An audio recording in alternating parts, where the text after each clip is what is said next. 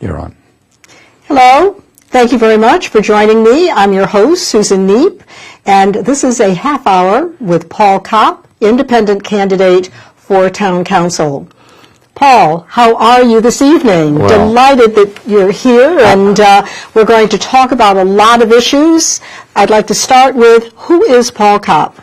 Well, Paul Copp is chairman of the Independence Party here in Wethersfield, and he's running for Town Council on the Independence line. Since this is the year of the split ballot, I think people should make sure that they go to my name first on the ballot and then pick the other 5 people, because you can only vote for 6. And I'm honored to be here with the former mayor of East Hartford, and I thank you very much for having me. Well, I thank you very much for being here, Paul, and I know that you are a very familiar face here in Wethersfield, because although you may be a candidate this year, I believe you've been a candidate in the past, and you are certainly an activist in Wethersfield. Well, I was a candidate in the last election, yes, and an activist, yes. I attend the town meetings, town council meetings, Board of Education meetings, and I'm fairly current on everything that's going on. And here in Wethersfield, we have a pretty unique situation. We have a town of about 26,000 people, which is a lot smaller than East Hartford. But in that population, 22% of our population is elderly, and about half are wage earners. With the elderly, you would only have wage earners among about half, and the others are on pension and Social Security and the other means of income. We have the lowest mean income of the suburbs that we abut. We're a strip of land between Rocky Hill and Hartford, and our surrounding towns are Glastonbury, Berlin, Newington, and of course Rocky Hill and Hartford. Well, you do have a beautiful town, and I love coming over here to Wethersfield. I have a couple of favorite spots that I frequent, and one of them, of course, is an ice cream shop in Old Wethersfield, so I'm here quite frequently.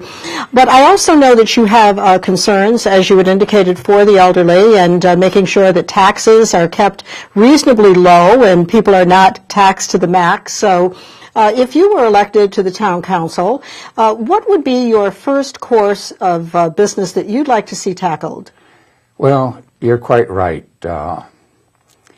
We have our problems, and education is one of those problems. Out of the 6 schools that we have here in Wethersfield, 5 failed the No Child Left Behind Act. Only the high school was able to pass it. Our CAP scores continue to go down, and they have been. The high school that passed the No Child Left Behind testing had its budget cut, and even though they must be providing remedial work for all the students that did not pass the No Child Left Behind in middle school and elementary and so forth. The other problem, well, we have many, as I said, problems. Our high school is being renovated, and it's predicted to be over its $15 million budget, something substantially over budget, which will require a new referendum, which may not pass, causing significant problems to the town and to the students. Significant portions of what was promised to the voters in the referendum have already been scrapped. There's been criticism of the building committee, and I believe it's because of a lack of transparency. And what I mean by that, they did not sell what they were doing. Their decisions to the voters are not transparent. They should have been out on this channel and many others, and telling exactly what they're doing, what their problems are. Now, they are open. I mean, they invite everyone to every meeting, but it's very, very difficult to spend $15 million. And I was a founder of an engineering, design, and construction firm. And we built plants in China, in Canada, in California, well, all over. And I wouldn't know where to start in building a high school. And So I'm very unqualified to be on a committee. There are people that have been around the schools. They have a fine architect, but we're not getting the job done. Another problem is spending. We just contracted a new radio system, town-wide radio system for the fire personnel, for the police personnel. The old one didn't work. But again, it was essentially a no-bid contract because they wanted a manufacturer to handle it from soup to nuts. And it was purchased without a referendum. A new fire truck is being considered at $800,000, whose specs are so tight it became essentially another no-bid contract.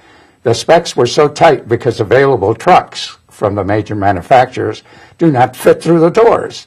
But I didn't hear anyone ask about changing the front doors and for this and for current future purchases.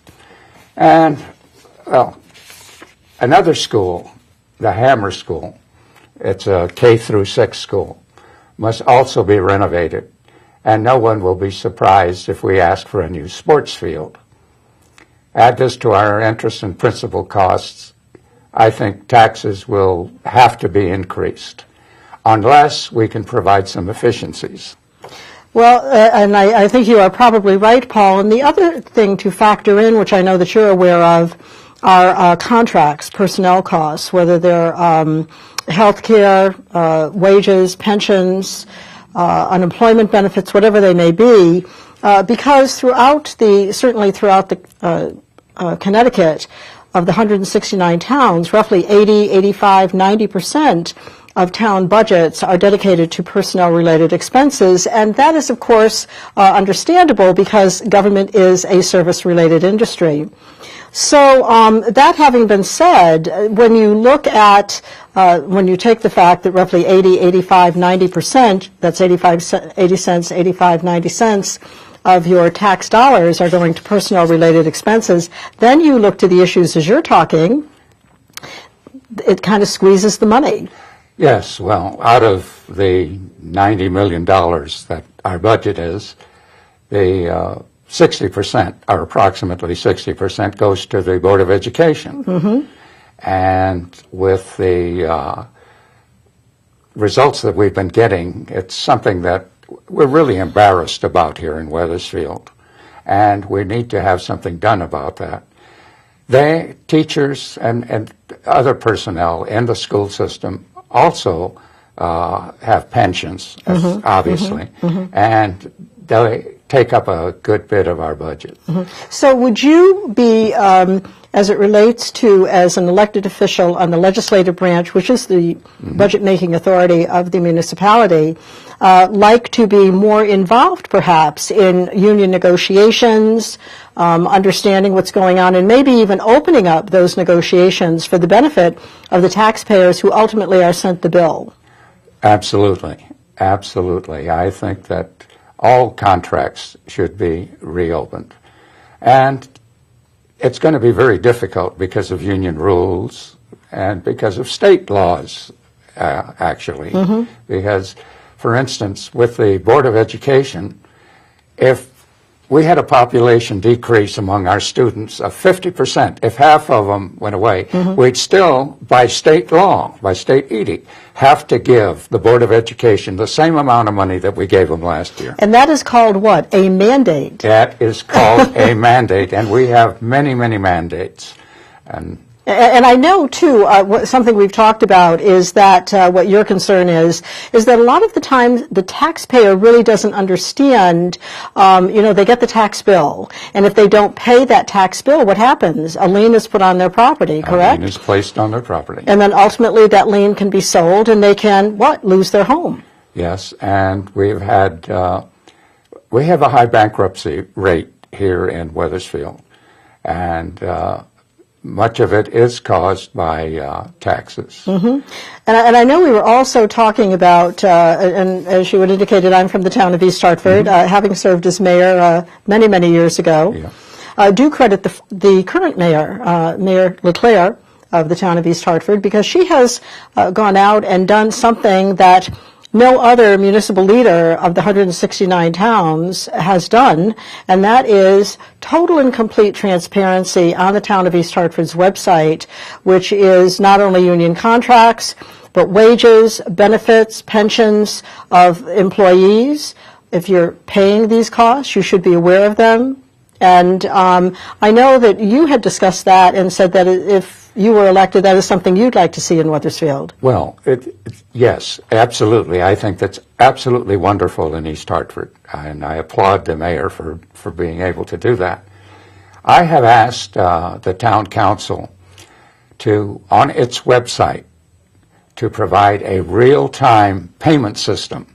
In other words, every check that is written, every check goes on the website immediately as it is written, so that the town knows exactly where the money is going. And who else would that be helpful to? That would be helpful to the elected officials, exactly. The legislative budget-making authority of the town. Absolutely. And it is that transparency, and I think maybe many of your, the listening audience, you may not realize that the state of Connecticut has a superb transparency website, if not one of the best in the country among the states. Yes. And if you Google State of Connecticut Transparency, it will take you there, and you can learn the wages and benefits of your state employees, the pensions, and you may be shocked to hear that some of those pensions well exceed $200,000. Yes.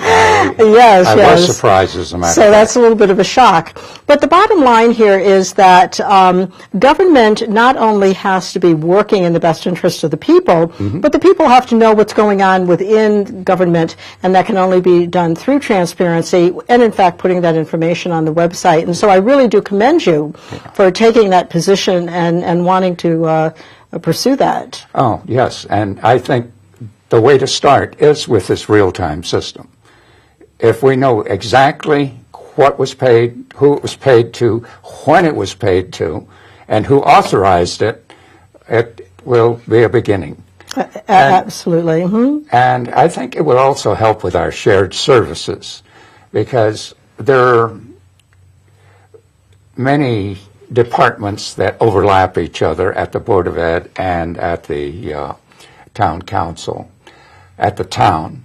And I understand that we have a shared services committee, but they have been able to get very little done. Oh, sure, the town council educated them on IT, their information technology, and educate them on some of the financial reporting systems. But that's not enough. In fact, I believe that in shared services that the town should take over the maintenance of all the schools. Why should the principal at the high school be responsible and have the duties of taking care of maintenance there? I just don't think it makes sense. We have a town engineering department, maintenance department. They could do it, and they could do it quite cheaply, as a matter of fact. So you haven't seen that much of the shared services, but then when you talk, some people are talking regionally too. What would you share with another community? We would are you be sharing open to that? with other communities. We, well, in the K-9 units, in some of the police services, in some of the fire services. We do cooperate with Berlin, with Newington, with Cromwell. And would you like to see that increased? Oh, absolutely. Every time there is shared services, there's shared cost, and we need to have more of that. Yes, absolutely. Well, I also know that you're very, very committed to the seniors in Wethersfield, and that is one reason that you do want to see the taxes constrained, so to speak. We understand that, you know, and it just does seem that taxes do go up every single year. They do. And it gets harder and harder for seniors who are on fixed income to pay those taxes. So what would your message really be to the seniors? Well, I am also on Social Security and retired, so I understand probably and better. I think And I am on Social Security as well, Yeah. and I think we're going to get our check. Yes. I wasn't too sure. Yeah, oh, yeah, we would have. But One of the problems, we have a wonderful senior specialist at Town Hall, Christine Taylor. I mean, she's wonderful to everybody. Pick up the phone and call her. If she's busy, she'll call you back. But she was embarrassed this last 2 months with the sharing, not the sharing, what am I speaking to, on the rental rebate. The state of Connecticut has provided rental rebates over the years. And this year, Christine Taylor went out and she filled out all the forms. She told people what they would be getting back. okay. And then the state came in and said, I'm sorry, we're accepting no new applicants. So Really? the people that she told that they were getting a rental rebate check are getting nothing. Wow. And it embarrassed Chris Taylor, not to mention what it did to the budgets of some of the elderly that were planning on using that. Right, right. But for the elderly who actually own their home, and yeah, every that's time awful. the taxes go up, are there any? Is there anything that you would like to see done in that regard? Whether it's a delay of taxes, and I know some communities are doing that. Have you given any thought to that? Not specifically. I've had some experience in the financial community, but when there is too much overlap between the state, the federal government, and the town has very little that it can do about any of this. Well, let me ask you another question, because I think this is really important for all of the municipalities, and that is, what happens with the state of our state, which is not too stately, so to speak? No, I mean, we are having major problems at the state. We have one of the highest deficits in the country, the highest per capita bonded debt in the country. We are the third highest property taxpayers in the country. And, of course, the fear is, what happens if the state can't afford to send to municipalities like Wethersfield or East Hartford the state aid that they are sending while these mandates are in place? And I think, as we were talking previously, a lot of times residents of a community don't understand that their elected officials' hands are tied by these state mandates. In other words, the state of Connecticut tells you, as it relates to negotiating contracts, and if an arbiter comes in and has to be the middleman between management or the executive branch of government and the unions, that you have to live basically what the arbitration panel may rule as far as what you have to pay. So therefore, as it relates to, say, the automobile taxes, which they're talking about, and you have many people saying, oh yeah, let's get rid of the automobile taxes, I think many of us would agree, let's get rid of a lot of taxes. But if you're doing that, then you have to take the mandates away, because you can't tell us on one hand how we have to spend our money, and then on the other hand tell us that we're not going to be getting the money, or a means to raise the money. Well, you've put it extremely well. It's right, and so I think the public, when they go forward in voting in November, have to understand, they need to talk with their candidates to make sure that candidates understand that. Yes. And what I mean by understand that is that the state dictates pretty much what a municipality can and cannot do, that in turn impacts its budget. So that is why there has to be, I think, greater participation by local elected officials at the state. And I know that you had indicated that would be one of your goals, to make sure that you have that that connection with the state legislators and Wethersfield. In other words, you should be meeting more together. They should be at your town council meetings. We were talking about that, and I thought that was one of your really good ideas. Well, and we have two senators, Paul Doyle and Sonia, and we have two representatives.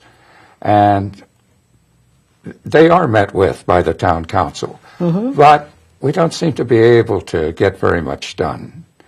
And I'm not criticizing our town councilors. They're volunteers. They don't make a salary. They don't get paid. Yeah. They're busy people. They have a job. They have a job, and it's they're doing the best that they can, but we've got to get people at the state to listen to us, especially in education.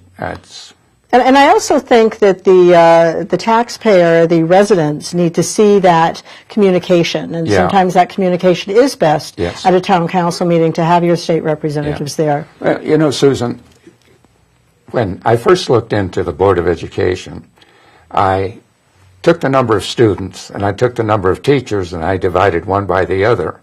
Do you know that we have one teacher for every 11 students? I mean, the prep schools would go crazy if they could have this. This is wonderful. But the mandates that you're talking about, where teachers cannot spend their time teaching. And that's one of the problems that we have with our educational system and the mandates. And they're so expensive. The mandates are so expensive. Yes. They take over half of our budget. Yes, absolutely. But I think that is a real legitimate fear as the municipalities move forward as to how much can the state afford to be sending in next year and in future years, and municipalities like Wethersfield really have to be prepared for that. Yes. So now let me ask you a couple of other questions, Paul, and I know that you love to talk about the history of Wethersfield because you seem to really know the history of Wethersfield. Well, I do, but I hate to bring up my background in this. The people that my people came from Boston, and they were all Tories. And, of course, Wethersfield was one of the hearts of the Revolution. So half of my people went to Canada, where they started a number of companies that still exist, and the rest of them went south to Louisiana and Texas, which is my branch of the family. But, yeah, Wethersfield is very historic. It's the oldest town in Connecticut, but disputed by another town. The question of permanency is there. But I can tell you one thing, and we're very proud of this. Okay. This is the place of the last public hanging in Connecticut. Whoa. So Old Wethersfield, which takes up a good part of our town, is very historic, and it's a tourist and cultural historical center. Right, right. Well, I always enjoy coming to Wethersfield. You have some great restaurants, great shops, and it's a great place to visit. Now, let me ask you, Paul, how would you explain a little bit more about your background? Because I look at this piece of paper here, and my goodness, I have to ask you, is there anything you haven't done? Well, I tell people that I've always worked for myself, and when they ask me why, I say, well, nobody would hire me. But yes, I have experience as a consultant for some of the major companies. And what I did was help provide efficiencies. And where we couldn't provide efficiencies with the current people, we brought in new people and replaced the older ones. I've traveled all over the world, obviously. I've gotten my kids interested in travel. My daughter went to Switzerland to school, and is an expert in Renaissance art. And, of course, when she came back here to get a job, the only thing she wanted to do was run an inn. And that's what she's doing in Colorado. My son is a UConn graduate, and then he got his PhD from Princeton and is now teaching as a professor at the University of Chicago. So I seem to have done a pretty good job there. I see a very proud father here. Oh, yeah, absolutely. But you obviously gave them the background to be able to do that. Yeah, and they traveled with me and got them interested. My son is an expert in China, but not in today's China, but in the China of the Middle Ages. And whenever they have a dig that the Chinese can't figure out what it says, they bring him in. Wow. So, yes, very proud. Very, very proud, as well you should be. Yeah. And let me ask you, as this program is kind of winding down and coming to a close, what else would you like people to know as it relates to your candidacy and you as a person? And I think you've led an extremely exciting life, certainly if that's simply a reflection of your children. Yeah. And when I hear that you were a consultant and looking for efficiency, isn't that what government is really all about? Well, that's what Weathershield's government should be about, because we do waste some money, and that money comes out of your pocket in taxes. If I think the educational system is one of the real problems that we have. I have a list of the schools here. The Alfred Hammer School did not meet the No Child Left Behind. They failed it. And as you're reading this, there may be parents listening that may not even know this. The Charles Wright School did not pass. Emerson Williams School did not pass. Hillcrest School did not pass. Samuel B. Webb Elementary School did not pass. Silas Dean Middle School did not pass. So if I were going to talk to a parent right now, I'd say, your child is not dumb, and they should be able to pass this. So you have to go to your principal and say, when are you going to fix this?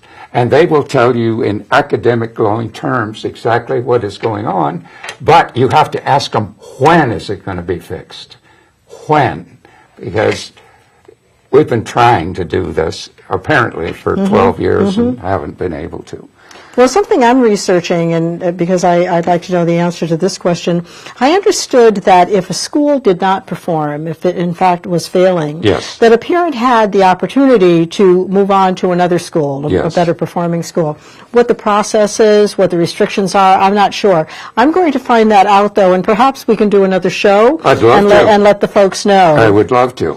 But now I'd like you to kind of sum up and let folks know. I know that you're running this November for town council. You are an independent, and you know what? This may be the year of the independents, because the parties in Washington did not look too good during the past couple of weeks. Well, this is a sample ballot, and you'll find the Independence Party down on the third line, and I'm the second one in. So if you go to the ballot, when you go to the ballot, please go. Find my name first, and then you can vote for the other 5. Because you only have 6 votes for 9 possible candidates on the town council. The other thing is, please vote. This is the year of the split party. We have the deputy mayor, who was a Republican, is a Republican, but was not endorsed by the Republican Party. And he's running as a petitioning candidate, just one line below me in the Independence Party. And he's going to take a lot of votes away from the major parties. I am going to take a lot of votes away from the major parties. This is the year of the split ticket. This is the year that the citizen of Wethersfield has a choice and can make a difference. I could not have said it better. And Paul, thank you so much for inviting me to Wethersfield to participate in this program. And thank you very much at home for joining us. I would just like to reiterate what Paul said. There's probably no greater thing that you can do as an American in our country, and that is on Election Day. It only takes a very brief amount of your time.